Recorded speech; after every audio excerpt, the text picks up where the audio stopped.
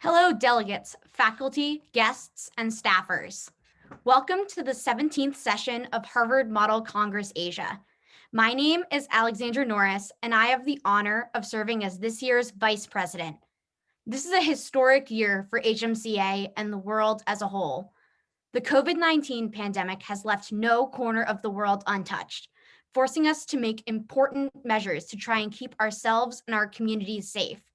While COVID may have prevented us from meeting in person this year, we are excited to have been able to make the best of this situation through holding HMCA's first ever online conference, allowing us to reach new delegates and to continue to participate in civic education and debate. Before we begin, I would be remiss to not mention HMCA's 2021 board. Without them, none of this would be possible. Please welcome me in welcoming our president, Taylor Witzel, Director of International Programs, Andrew Lascalia. Director of Domestic Programs, Georgia Steigerwald. Director of Educational Initiatives, Martin Herrera. Director of Scholarships and Outreach, Lauren Anderson. Business Manager, Andy Wang. Chief of Staff, Sophie Lee. Faculty Liaison, Nicholas Kirk. And last, but definitely not least, especially this year, our Director of Operations and Technology, Richard Sweeney. In addition, I want to sincerely thank the students of the Harvard Model Congress Asia Club at the University of Tokyo for partnering with us and making this conference possible. In particular, we'd like to thank Koki Yoshioka. Koki studies systems engineering and business at the University of Tokyo and possesses a uniquely international perspective, having spent 4 years in India from the ages of 8 through 12. We are indebted to him for his tireless efforts in making this conference possible. Thank you, Koki.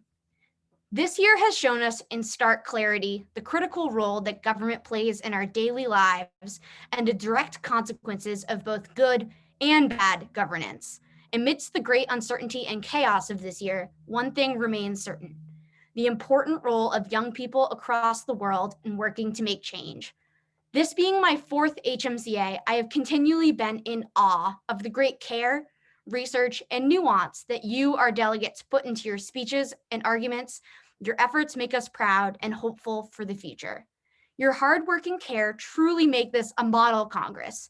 Not necessarily an example of what is, but a simulated ideal of what Congress and democracy can and should be. I am beyond excited for the start of HMCA 2021 and eagerly await hearing about the incredible debate happening in all of your committees. Without further ado, I would like to now introduce our keynote speaker for this year's conference, Robert Dujarric. Mr. Dujarric has been the director of the Institute of Contemporary Asian Studies at Temple University, Japan since 2007 and co-director since 2020. In his role, he focuses on research, writing, and running seminars and lectures on current affairs, the arts, and culture in both Tokyo and New York. His major research interests include Japan, Asian security, and US foreign policy. Mr. Dujarric, thank you so much for joining us.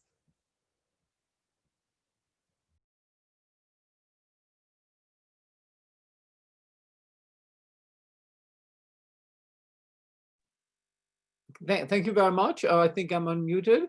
I'd like to thank the organizers for doing this. I know it's been extremely difficult because of COVID. Normally you'd be in Asia in person, and I'd like to thank all the participants. I'm sorry I'm not actually seeing you.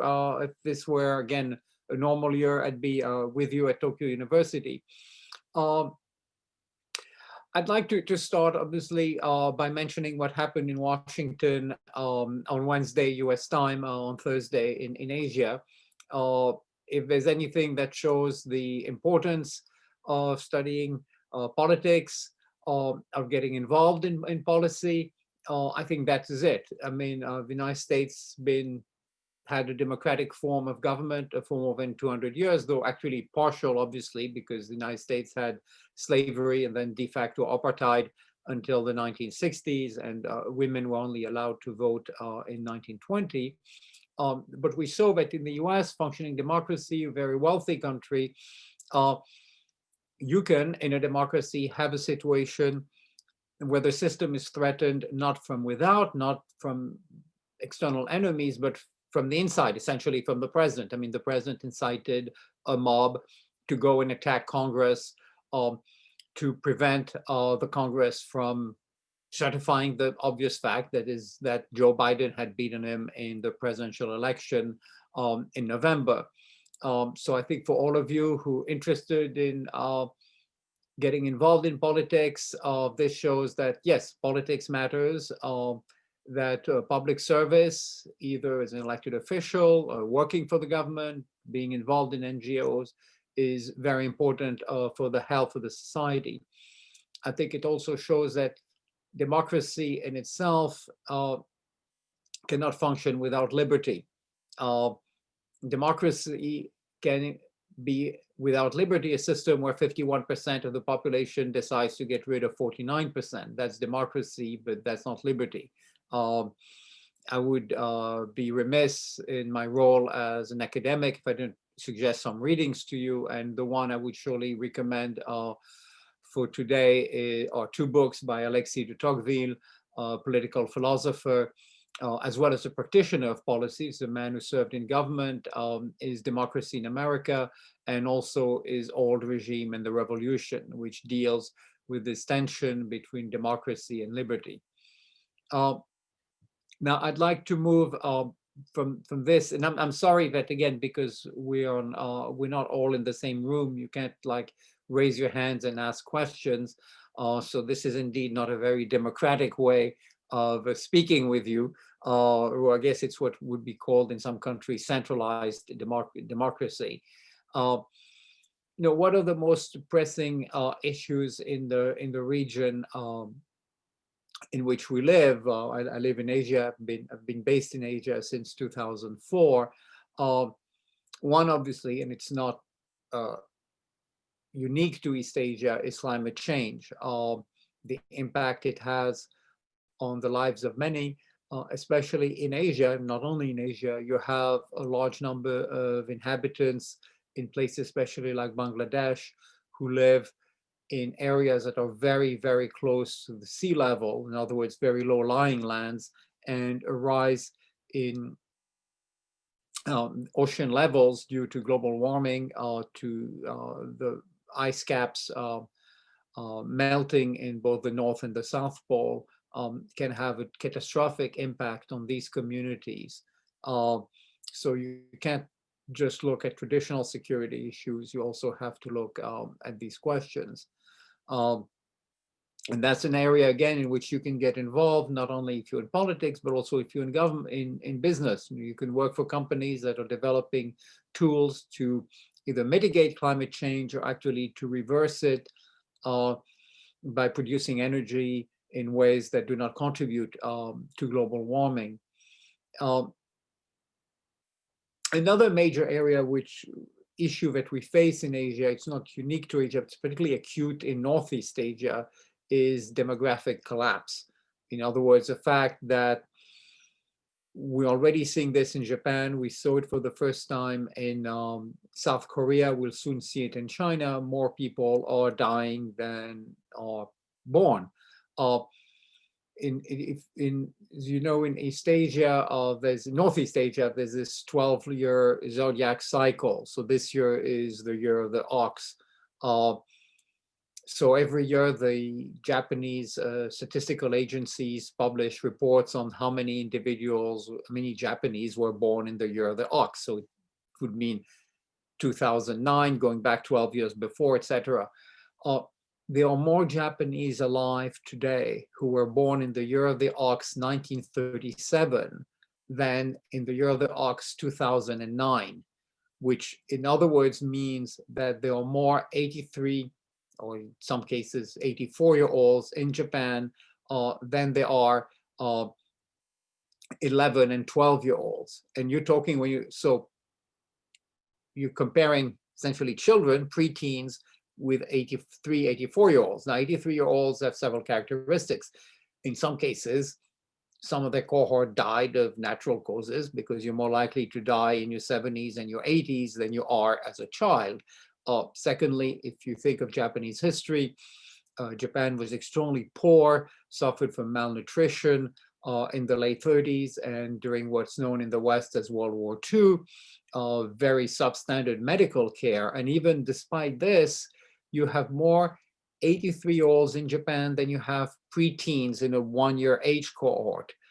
This has enormous implications for pensions, for the economy, and that's perhaps the major challenge that Northeast Asia faces, one that can be dealt with to some extent with immigration, but there are limits, especially if you think of China. China is so large there, where would it get immigrants from? If you're talking about a very small country, say Luxembourg, but there's fewer than 1 million people, if you get 200,000 immigrants into Luxembourg, that alters the demographic situation.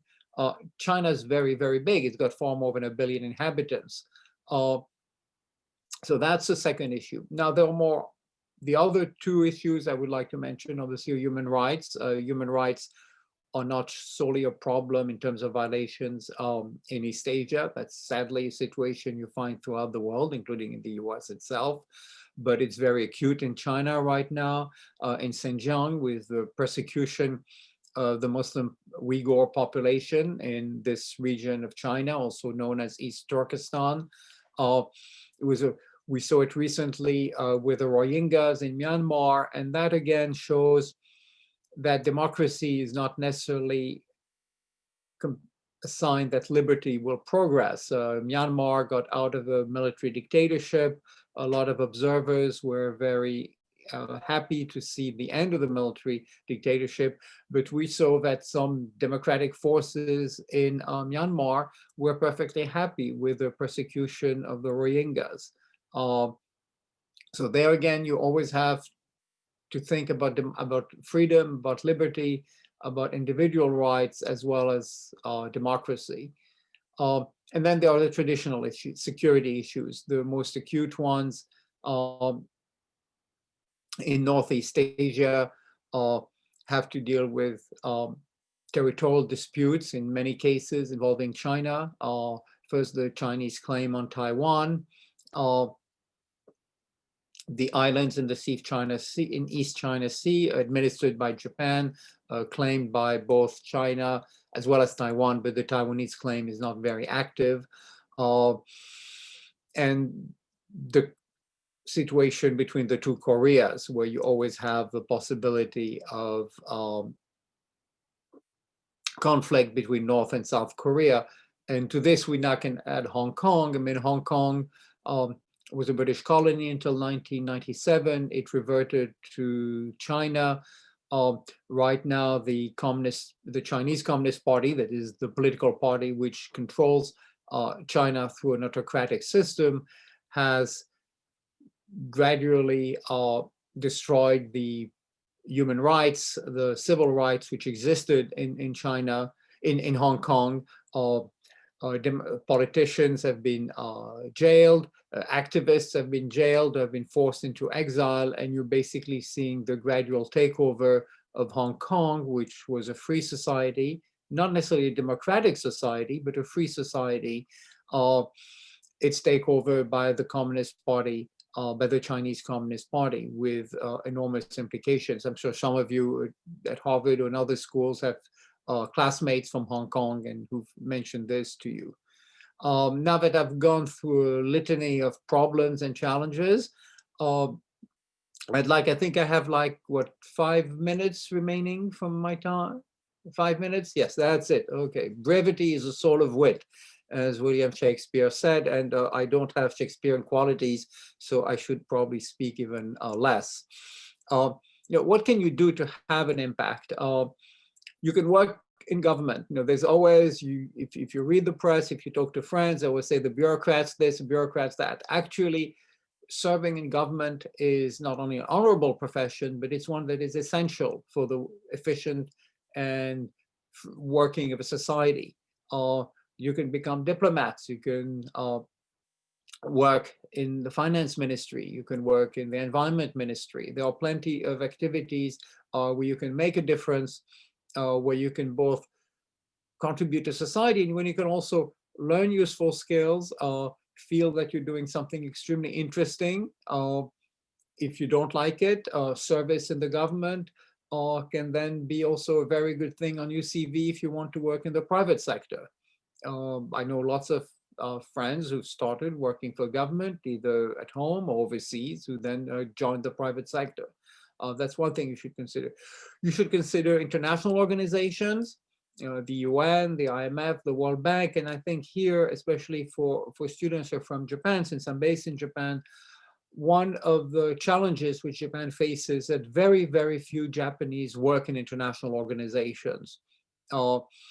If you go to the UN, if you go to the World Bank, you will see that Japanese are tremendously underrepresented. And to the extent they are Japanese, they often are Japanese who actually have lived a very long time overseas and have decided they have more of a future overseas. But there are very few young Japanese who've graduated from Japanese universities who work in these organizations. And that's a loss for Japan because it means no one benefits from the Japanese perspective, which is often very interesting and very informative. And it's also a loss to themselves. These opportunities which are not taking advantage of. And you see this even more broadly in academia. If you go to a place like Harvard, look at where the foreign-born faculty are from. I mean, there are lots of them. Very few are from Japan, even though Japan has the third largest economy in the world and really in many ways the second largest because it's technologically far more advanced than the Chinese economy. So if you're Japanese, I would really encourage you to look at international organizations to think about how you have opportunities outside of the country. You can get into politics. Again, being a politician is not only an honorable, but it's a very important and very useful activity. So, try to get elected.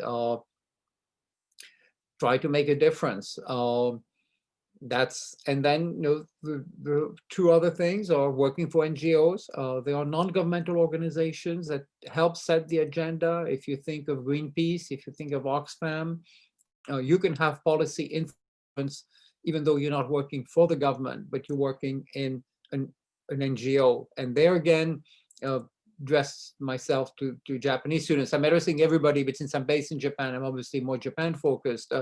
Very, very few Japanese work in international NGOs, whether it's Greenpeace, whether it's Oxfam, whether it's Amnesty International, which fights for human rights.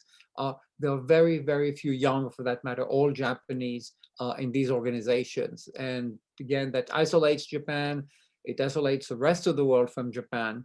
And these opportunities that you're not taking advantage of. And last but not least, since this is organized by Harvard, become an academic. Write books, write articles, help us understand the world. Be involved in policy research. Being an academic is not only being in an ivory tower. Sometimes you can take time off and work for the government, or your research can have real influence on policy. So since I think I've reached the end of my allotted time, I'll again welcome you. I'm at Temple University, Japan. I'm very easy to find on the web. Just Google me and my email address is there. And contact us. We'll be happy to include us on our lists. And we run lots of Zoom seminars, so you can participate from anywhere you have an internet connection. So thanks again to the group at Harvard for kindly inviting me. I graduated almost 40 years ago, and it's great to be back, even if it's virtual.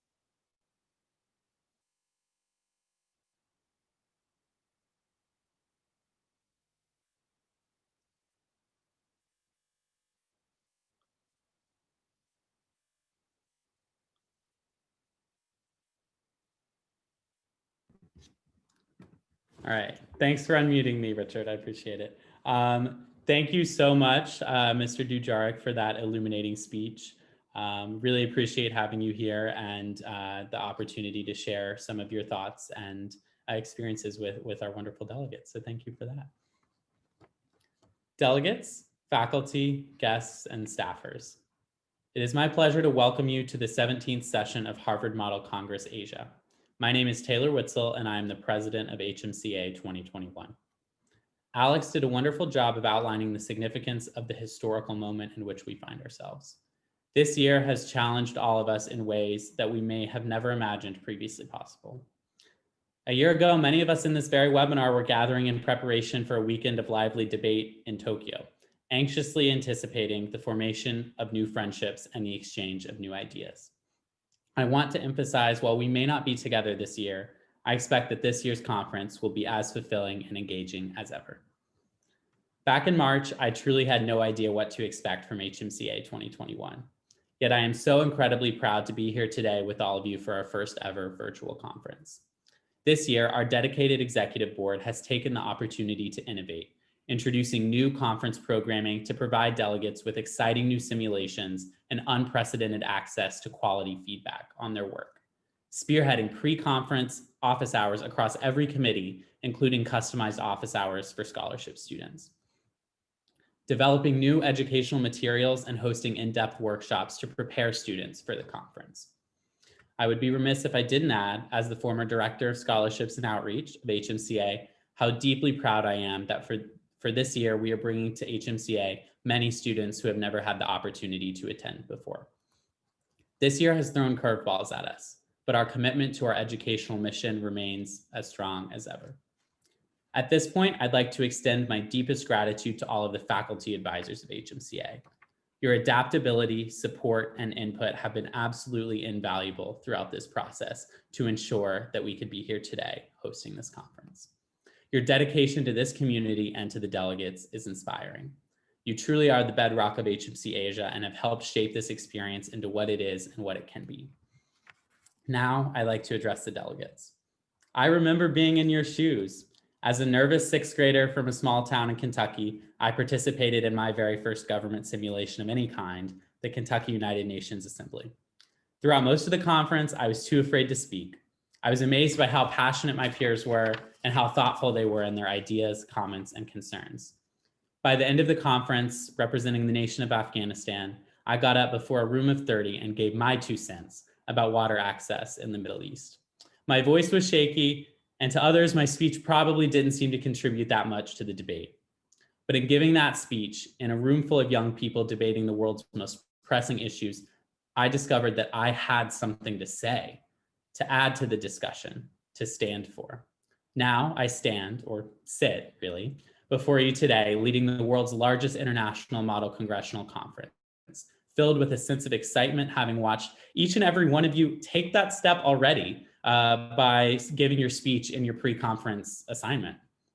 HMC Asia is not about how many speeches you give. It's not about how many bills you pass. It's about brushing aside the cynicism that the world tries to impart on us. It's about realizing that you care about things and speaking your mind.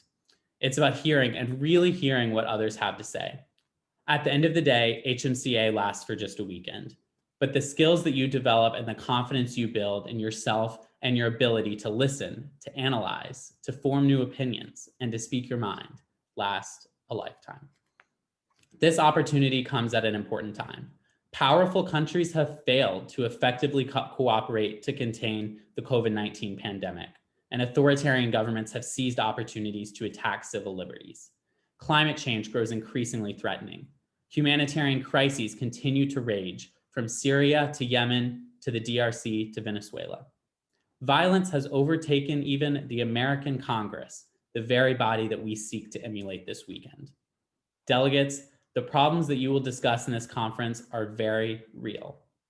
There is good faith disagreement on each of these problems. Remember, as you go about advocating for the positions of your representative, always to assume best intentions, to have hard conversations in a civil way, and above all, to treat one another with respect.